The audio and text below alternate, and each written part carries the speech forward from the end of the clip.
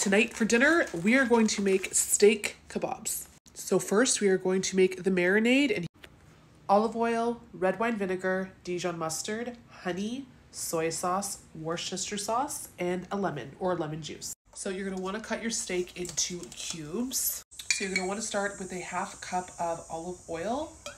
I'm using extra virgin olive oil. Did I say half cup or quarter cup? It's a quarter cup. Quarter cup of olive oil and a quarter cup of soy sauce. I am using a light one. I'm definitely not a professional content creator when it comes to this kind of stuff. So a quarter cup of soy sauce. Get a bubbly time.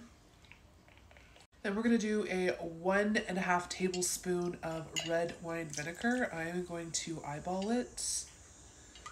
Let's hope that works. And then we are gonna do 1.5 tablespoons of lemon juice. This is gonna be awkward. Okay, I'm just gonna put the whole thing in. We're just gonna do a whole lemon.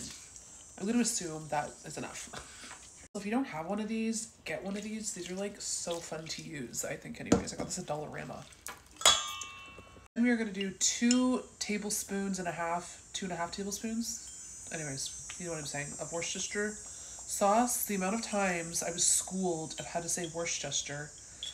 I don't know if I'm saying it right. This smells like a Caesar. Obviously, because I put Worcestershire sauce in Caesars. Oh, that's 3. Shit. Okay. 2.5 tablespoons. I just put in 3. Whoops. And then you want 1.5 tablespoons of honey. This is good. I would just like eat this with a spoon at this point. This is really good. It doesn't matter what kind of honey. Just whatever honey you like, honey. And then 1 tablespoon of Dijon mustard. I'm kind of winging it, but that is roughly a tablespoon. Teaspoon, not tablespoon, teaspoon of Dijon mustard. Oh my God, I suck at doing this. I'll have the recipe afterwards and yeah. And then 1 teaspoon of pepper, freshly ground pepper. I prefer, again, use whatever pepper you have. Teaspoon, 1 teaspoon of pepper. And then we're also just gonna do 1 clove of minced garlic. This is a handy dandy tool. And there we go.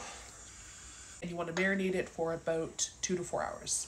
And then get your Ziploc bag. Make sure it's not like the fruits and veggies one with the little tiny holes that you don't really pay attention to. The amount of times I've used that bag to put the marinade in and then it's all sticky and wet. Now we have it in the Ziploc bag. We're just going to mush it around a bit, put it in the fridge. I'll put the marinade recipe here for you, and in the next video we will assemble the kebabs and barbecue them. All right, thanks for watching.